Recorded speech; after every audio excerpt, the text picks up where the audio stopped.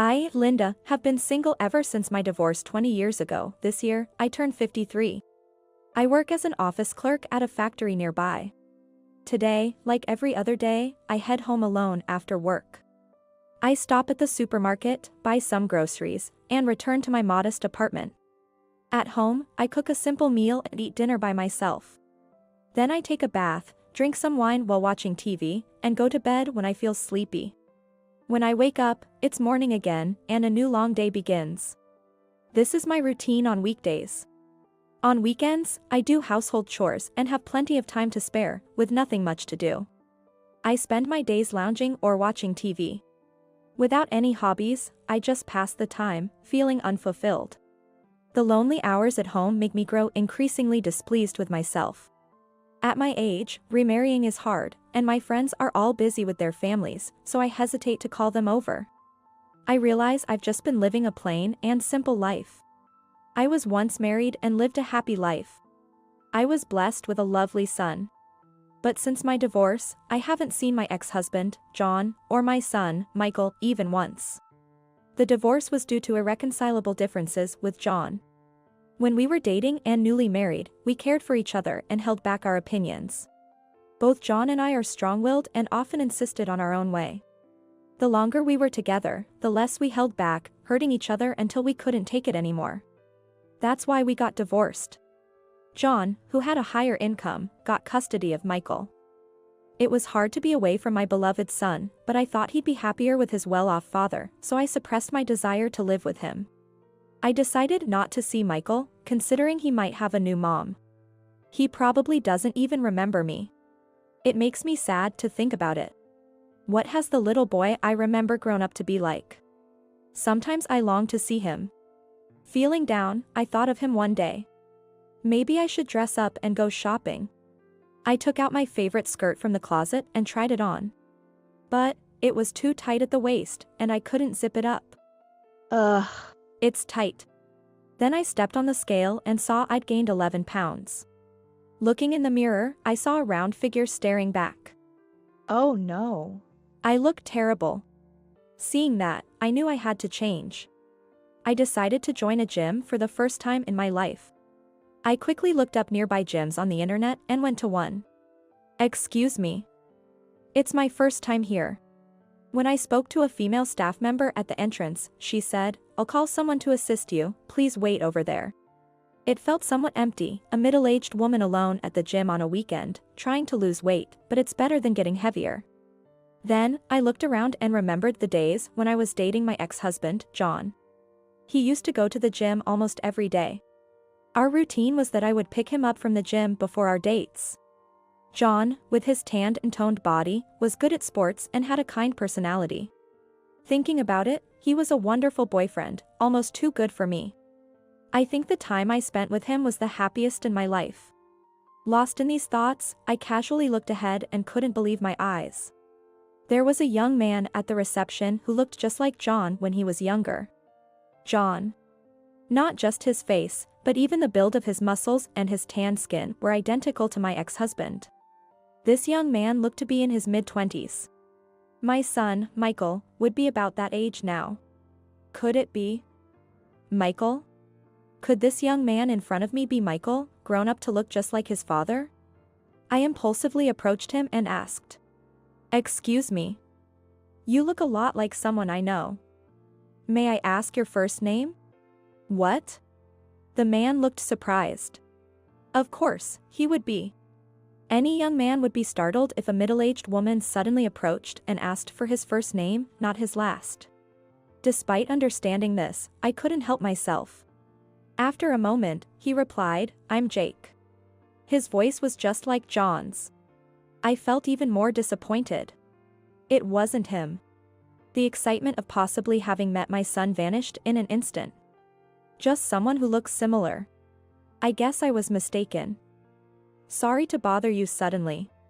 After that, I completed the registration and joined the gym. The young man, Jake, who resembled my ex-husband John, seemed to be a trainer. Every time I saw him, I couldn't help but watch. He really does look like him. He's the spitting image of the younger John. John used to box before we got married, and his well-trained body was admirable. After marriage, he quit boxing, and as he aged, he started to gain a belly, jokingly calling himself seal-like, but now I'm the one who has become seal-like.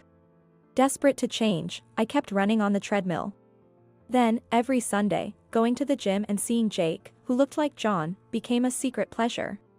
Wanting to talk to him, I would think of questions at home and then approach him with them. What should I ask this weekend? Holding a pen, I wrote down questions in my notebook. First, how long should I run to lose weight? Oh, and what kind of training would be best? I deliberately thought of easy, harmless questions and practiced asking them before speaking to him. His responses were always curt. If you're running here but still consuming calories at home, it's hard to lose weight, you know. His indifferent replies were always the same.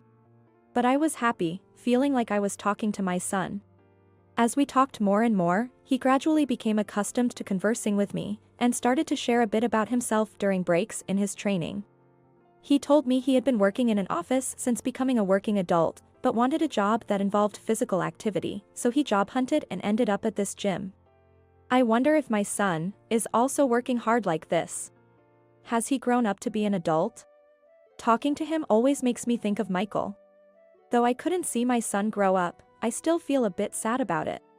One thing I've always wanted since I was a kid was to get strong by working out. By the way, do you have any kids? One day, his question caught me off guard. Wiping the sweat with a towel, I said.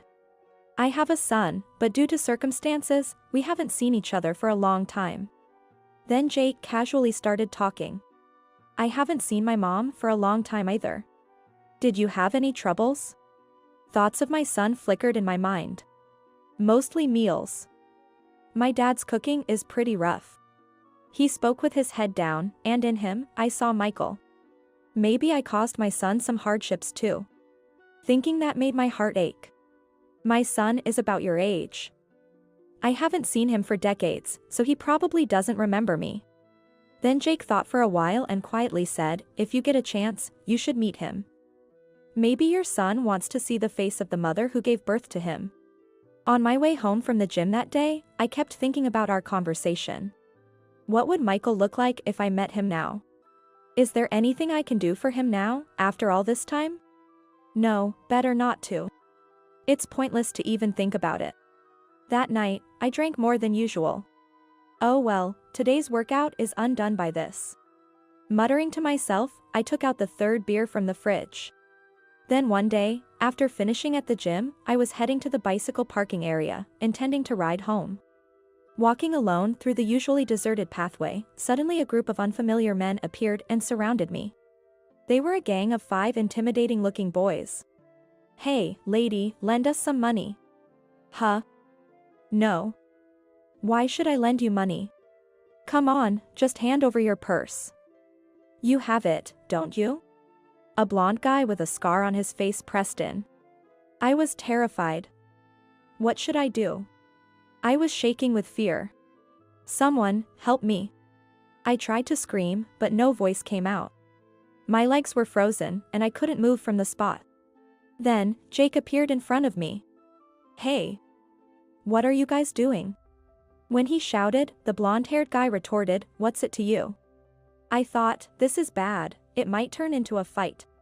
Just then, one of his buddies said, hey. I know that guy. He's a former professional boxer. Really strong. Let's get out of here. The blonde-haired guy made a panicked face and said, what, really? Then he shouted, let's get out of here, and the gang of 5 ran off all at once. I watched the scene in shock. Thank you. Were you a professional boxer, Jake? Yes, I was. Be careful, okay? With that, he coolly got on his parked motorcycle, as if nothing had happened, and rode off like the wind.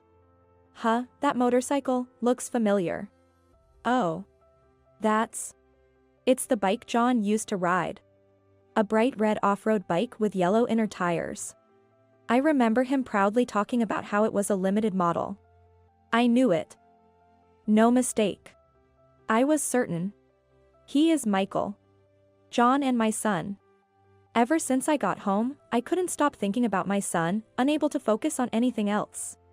I decided to take a leap and contact John's house. It's been 20 years since we divorced and haven't been in touch. I heard through the grapevine that he never remarried and has been a single dad all this time. Hello? John answered after a few rings, and I was taken aback. Hi, this is… Linda. I started talking awkwardly. Linda? What's up all of a sudden? John's voice, sounding puzzled, was somehow nostalgic. Actually, recently. I think I met our son. What? I didn't even understand what I was saying. I mean, meeting our son, what does that mean? I corrected myself. No, I mean, I met a boy who looks just like you. I think he's Michael. Where? At the gym. When I told him the name of the gym, he said, I see, that must be Michael. He works there. I knew it. That's it. Why did he lie about his name being Jake, though? What's that about? Kinda funny, huh? Maybe he thought I was a stalker. We laughed together for the first time in decades. Well, be nice to him, will you? And with that, he hung up abruptly. He hasn't changed a bit, always doing things his own way. I couldn't help but smile. Later, I wanted to thank Michael for his help, so I baked him some cookies, a snack I used to make for him when he was little, and brought them to the gym. Thanks for the other day. Here, I hope you like these. I said, handing over the bag of cookies. Thank you, very much. Michael took them, looking a bit surprised. When I went to the gym again, Michael was at the reception. Good morning, I greeted him. Good morning, he replied, still curt as ever. From the outside, no one would guess we're mother and son. Then, as usual, I changed and got ready to head to the gym.